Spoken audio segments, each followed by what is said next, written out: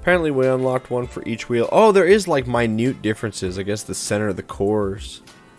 5 lug, center lock, 5 lug, center lock. I think just volume 3 things. What is up, Need for Speed Racers? It is I, your wheelman, Alex Cornnut, and I'm here today with the McLaren 570S in S, and I've got the Coupe and the Spyder, depending on which one you want to build. So that way, no matter which car you've got in the garage, if you've already got one purchased, I've got you hooked up. This car fits best at S-Class. It is a short track banger. It wants to be the 600 LT, but it just doesn't quite have all the moving parts. So I'm going to dig into that with you, show you both builds, so that way no matter which one you've got, you can go ahead and make it work. Now, like all things I like to do on the channel, I want to dig into the styling portion first. This car is kind of deceptive that it has styling portion. Like, there's a couple different kits you can get, and there's different spoilers, mirrors, and stuff, but man, I swear, you go from the stock look to full customization, and I can't really tell the difference. It's like, I give this one a 1 out of 3. Yes, it's got parts, but man, you're not deviating from the stock look too much. I mean, even with the wide kit on it, it still kind of looks like the stock one. So just be aware that, you guys, there's not a ton of styling for either one of these when you get into it. Now, all that being said, we're going to start with the Spyder. For the build, both cars use the same engine, but both cars have different engine options. It's really a unique situation. So for the Spyder, you're going to grab the very first engine. That is the 3.0 liter inline 6. 404 brake horsepower when you start, and we go up a ways from there. Now, I bought all the engines for the Spyder. You can see that that rating stays 330, 329, depending on how we do the downforce. So they're all built up right there. This one's got more horsepower but less torque. That might be the only one, the 7.0 V8, that I would maybe deviate to, because you do get a little more ponies. But in doing so, you're taking 5 mile an hour right out of the top end, and it doesn't go any faster than that. Like 175 is about as high as this car will go. And so I would rather trade a little bit of horsepower, build it with this one, as it's also a cheaper motor, and then it allows the car with Redline Tech to do about 184-ish. And so it's going to keep you a little bit better suited for the S-Class. So anyway, out of all the engines, that's what I came to when I was building them out. Now, the parts are pretty easy. It's Elite Platinum, all of it with this engine. So you do Elite Platinum induction, Elite Platinum ECU, Elite Platinum fuel system, Elite Platinum exhaust, and you are going to run the Elite Platinum Roots supercharger. I tried the other forced inductions with the other car. I didn't buy them on this one because I had already done all the testing, so I determined that really the turbos and everything else really don't help it out that much. To make that turbo fit, you've got to pull a lot of horsepower out of it, so they all go about the same speed. So I would say the Roots is the way to go. It's the only way that actually this build fits correctly, and you still have to drop the grip down a little bit to make it work. So Elite Platinum Roots, Sport Bronze Nitrous, Elite Platinum Road Suspension, Super Gold Brakes, and Elite Platinum Grip Tires. One thing I do like about this car is it comes stock with an Elite Platinum clutch. So even though we don't have pre-shift anymore, we can't launch with manual, you can just bang through the gears and just get into third really quick, ride that out, and then shift into fourth. And so with that Elite clutch, you can almost make it feel like you've got that good launch still. It's still a lot better than versus automatic. You're going to launch harder. Now, the transmission that we run in this is the 5-speed Sport Bronze. If you run any of the other transmissions, it takes it so many points out of the class that you have to take so much power out of it that you're right back down to about that same top speed, and you lose so much acceleration it's just not worth. Elite Platinum Diff. You can get away with the Super Gold Diff in this one if you wanted to save some money, if you guys are out there balling on a budget, but I run the Elite Platinum Diff for the testing. Auxiliary, Nitrous Drift, Nitrous Grip, as I do, that way I can micro drift. For the handling, 90% grip, so slide the slider all the way to the left full Beyonce and then back it off 2. Steering sensitivity, I run it 2 clicks high. That's personal preference, do whatever you like. Downforce, this is very important, guys. For this car, that is the only spot. It's 1 click to the right of center. Everywhere else is 330. Now, you can go 85% grip, and there's a lot more places for S329, But if you do the 90% grip, only one click down, that's the only spot that you can get S329 out of it. So keep that in mind, you guys. Traction control off, drift entry, that is brake tap. That's how I get my micro drifts. I'm comfy with that. That's going to give us the McLaren 570 Spyder. This is the higher of the two for the top speed. 178 top speed. Like I say, it'll do 184-ish with Redline Tech. 821 on your horsepower and 777 on the torque. So that's a lucky number. Maybe this is the one to go with. I'd say of the two builds, I'd probably defer to this one. But if you've already got the coupe purchased, I'm going to give you the build for that as well. Because they are very similar. I would not sell the coupe to buy the Spyder, ever. They're too similar to do that. Let me show you what I've got for the coupe. Alright, now with the coupe, the styling is kind of the same deal. You've got a couple different kits you can get, and that's the stock one, and that's the crazy ones right there. So, like, not a lot of deviation from that stock look. So just keep that in mind, you guys, when you're building them out. There's not much you're going to do on the customization side of things. Now, for the performance, this has got a whole different slew of engines in it, but we still have the default of that 3.0 i6, which is still definitely the best motor. So if we go through, you'll see that this build, because it's the coupe, it's a lighter car, meaning it starts out at a higher PI value, so we can't put quite as much into it, but because it's lighter, you really don't need it. The power to weight ratio is very, very similar. But we go through, the 4.0 V8's got more horsepower, but you're taking off like 140 foot-pounds of torque. That's not worth it. The rest of those have just a lot less power overall. The only one that I might maybe consider running instead would be this engine, which is the 2.9 liter V8. That is the motor that is in the Ferrari F40. That's a great motor. That's also the one I like to use in my 71 Skyline. That being said, it gives you 1 mile an hour, better top speed, and it redline techs to about the same. So really, mile per hour, engine to engine, they're really, really the same. But this one's got a little less horsepower and a little less torque, and it's a lot more money to buy. That engine is not cheap, you guys. And so if you're building this car out and you're banging on a budget, you're going to want to go get the 3.0 liter inline 6. That is the second engine over. 404 brake horsepower when we start. So both cars use the same engine. That's the best one for the chassis. The V6, 808 horsepower, you get a little more, but you're shaving so much torque out of it, it's not worth it. That's kind of the same deal. So really, when I was looking at these, you guys, even though these have got higher top speeds, you end up taking so much power out and so much torque out that it just didn't feel competitive. So I would say build it for the short track, either one of these cars, and then at least slay where you can. For the parts for the coupe, it's a little different setup because we were able to put a different configuration in there. So you're going to run Elite Platinum induction, Elite Platinum ECU, Super Gold fuel system, Elite Platinum exhaust, and Elite Platinum screw supercharger.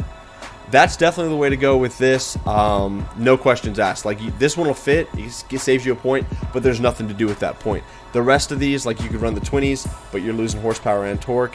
Run the single turbo, gives you more horsepower, but you're losing about 100 foot-pounds of torque. It's not better, and you have to take a little bit out of the induction to make it work. So the trade-off isn't worth it, guys. Go with the screw. That's definitely what happened there. Nil gave me these builds already, and then I went and tested them with all the different engines. And so Nil said that this is definitely what's up, and I definitely agree. Sport Bronze for your nitrous. Elite Platinum Road suspension. Super Gold brakes. Elite Platinum grip tires. And you get that Elite Platinum clutch, which is nice. It's going to help you with your launches, you guys. And you're going to pair that all up with the 5-speed. I mean, it's the same build. It's just we changed the forced induction from our regular routes to the screw, and we had a gold fuel system. Everything else is identical. 5-speed where it's at. Once again, you gain so many points that you have to take so much power out, it's not worth it. Elite Platinum diff, absolutely the way to go. You can get away with the Super Gold, I guess, if you wanted to do 95, but I'm going to recommend 100% grip and rip. And then auxiliary, nitrous drift, nitrous grip. Handling, 100% grip. They handle almost identical, you guys. You're not going to notice one versus the other because I literally drive them both, playlist after playlist, and all you really notice is a little bit at the top end. Steering sensitivity, I have it dead set middle on this one. You can run it a couple clicks high. I tried a lot of different steering sets to see if I could stop the car from rotating on me. It didn't change anything, and so that's where I had tested it last after I was doing the gameplay footage, but I typically run it 2 clicks high. Downforce. I went as far to the low side of things as I could to try to make this car get up to the highest top speed as it could, because it is a little slower on the big end. So if you run it all the way low and back it off 1, that is S329, and that's how I did it for the gameplay footage. Traction control off. Drift entry is brake tap. That's going to give you the McLaren 570S Coupe, 174 for the top speed. It'll do about 180, 793 for the horsepower, and 757 for the torque. Car for car, pound for pound, they are really, really similar.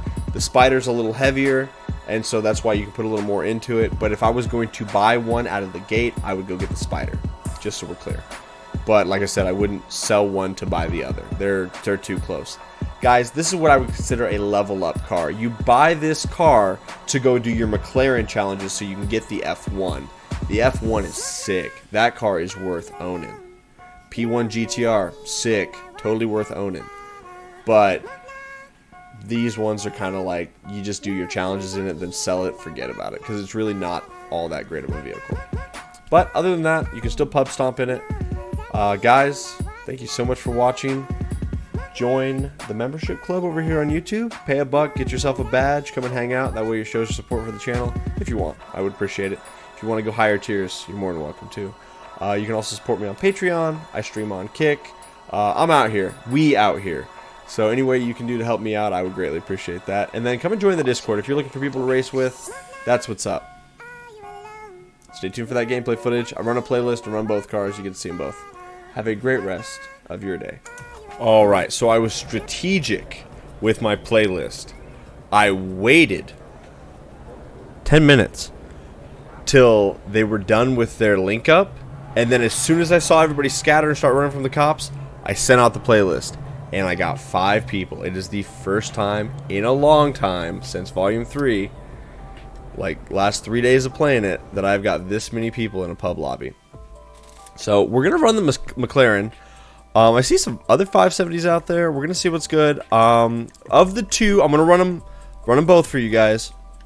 We are going to run the shorter track version on Blue Collar next. So we will run the Spyder first. It's got a little better top speed. Not much. I mean, really, Redline Tech bouncing off the rev limiter. This one will do 180 bouncing off the rev limiter. Redline Tech will get you like 183 or 184.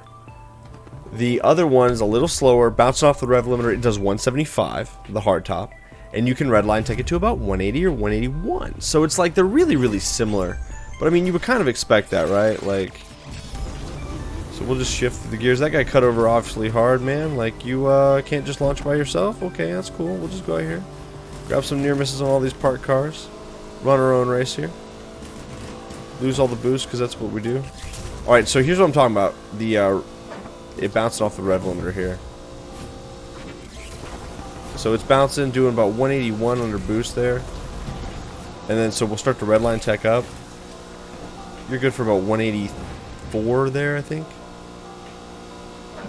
Yeah, about 184 you can redline tech it with. So it's a little slower for S-Class than you really want. But if you've got your driver mod installed, you really shouldn't have too much of a problem with it. Now, one thing I will tell you guys is these 570s, all of them, have a tendency to want to kick out. They're going to want to come around on you. You'll be full turn, gripping and ripping, and then all of a sudden the ass end will just come around. And so to kind of counteract that, like what I did back there was I started the turn in a micro drift, and then I 3-barred on the exit, or after I kind of started the micro drift. And something about that technique, like micro drifting first and then boosting out, just allows the car to be a little more planted, a little more stable for you. So you might work on that a little bit, you guys. If you find the car being a little loose, I've tried it with the turbos, the 20s, even the Sentry, and it still is just a characteristic of the body, the 570 itself. It just gets a little squirrely and it wants to rotate. And so if you know that going in, you're going to be able to work around that, so to speak. And so you'll see that on all of those corners, I kind of micro drift in, and then I was boosting out. Let's see, we'll try to redline tech again here. Yeah, 184 is about the most you're going to get out of that, and that's if you're good on the trigger. So, It's not a bad car, but it is, I would say, an entry-level McLaren, because I think all of the McLarens are better than the 570. So go grab yourself the F1, great sturdy S-Class car, pretty decent little top speed. And then the 600 LT is a banger. It's a short track banger, but ooh, that car slaps. I mean, I was doing like 159s on blue collar with it, which mind you is like still 15 seconds off pace at this point when you're running the drift setup, but it's still very fast for pub lobbies. So we're gonna switch over. We're gonna run the hard top. We're gonna give that a go. Somebody already left because, you know. So 600 LT, 166 top speed, 778 and 711. Like, you look at that and you go, man, that car's not that would be worse than what we've got here. But I'm telling you, man, I mean, this has got more horsepower, more torque, and a better top speed. So this shouldn't be better than the 600 LT, but something about that 600 LT, I think it's lighter. I don't have the stats in front of me, but it definitely is a banger in comparison. So if you have that one unlocked, if you've done all the events to get it, build that one up. That's a short track monster. This is kind of a mid-tier.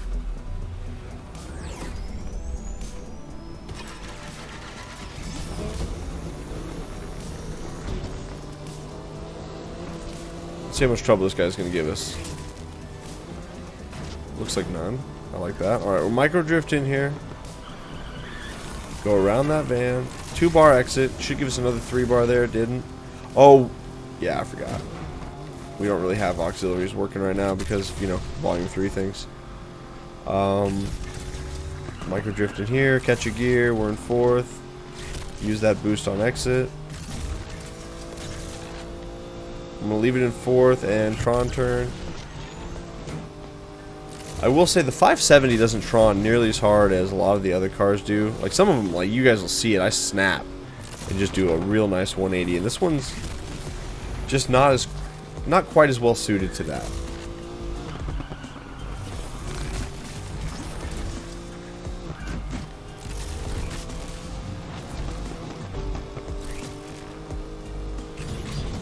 Boost up the hill here.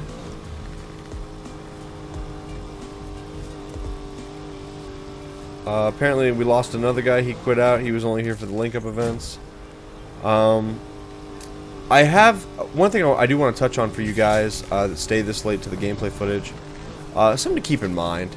A lot of people are saying the link-up events are great money. You can earn a lot of money doing the link-up events. I would like to counterpoint with a link-up event. Each round takes like 4 minutes, if I remember correctly. So then you do 4 rounds. Well, that right there is 16 minutes. Let's figure in the time it takes to maybe get away with the police and everything, or the time it takes to go drive to the link-up event. You know, because that's not going to be instant.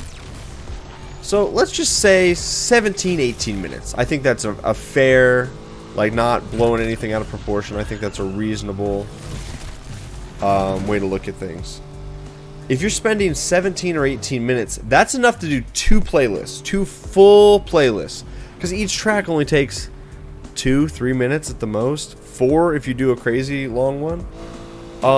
Well, if you get a playlist that gets 3 or 4 people in it, and you do decent, I would say first or second, you're going to make like 40-50 grand. Okay, so now we made 40 or 50,000 times 2. Okay, there's our 80 or 100,000.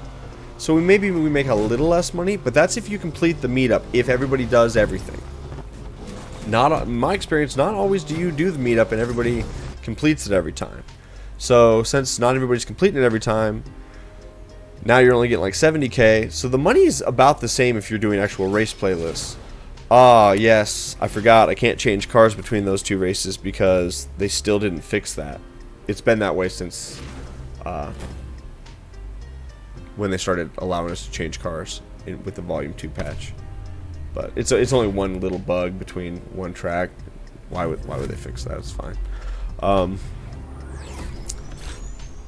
But so that being said, guys, like if you catch a race that has 5, 6, 7 people and you're vibing together, even in B class, you will make more money doing 2 playlists than you will if you do a meetup or a link-up event.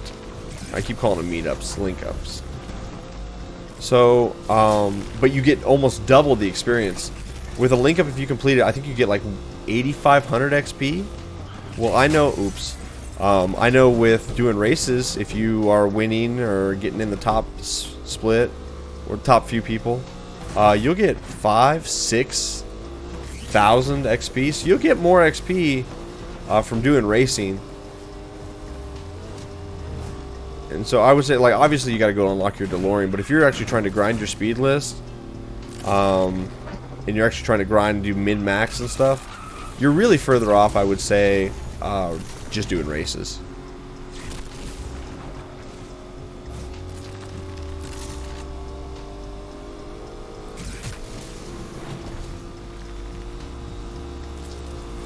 Try to get a little. Alright, so we know how fast the other one went. This one does like 176, bouncing right there. Get a little red line tech going here. Let's see what we can get. Didn't look how fast we were going. I was too busy trying not to die on traffic. And my blue collar run earlier wasn't like something crazy, but it was pretty clean, and I was like 10 seconds, not 10 seconds, but I was a few seconds slower than what I can do in the 600 LT.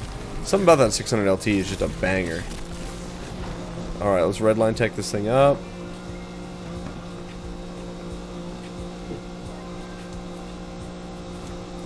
Yeah, so this is about maybe 6-7 mile an hour slower than the other one. So really go with what you feel. I'd say the Spyder is probably the better choice just for that little bit higher top speed. But they're both super similar. So you've already got one. I would not sell it and rebuild the other one because they handle the same. It's just a matter of like going with what you feel. I would not build this for the long track version, as I really do believe that changing that transmission out to have a higher top speed really does gimp its ability to perform in its best configuration. But overall, guys, that's not bad. That's the McLaren 570s, both convertible and coupe. Let's look see how much money we got for first place with 3 people finishing. We got a total of $45,000 and 5,500 XP. So do that times 2. We made 91K plus 11K XP. And I like racing more than I like the link up events. It's just less chaos. So, and that's just with 3 people. If you can get 4 or 5, you're going to be making way more money. So if you're looking for a time investment, I would say that running playlists is probably going to be a better way to level up, you guys. Just a little food for thought. But other than that, that's me, you guys. Thank you so much for hanging out, supporting me on the channel. You guys have a great rest of your day. Bye-bye.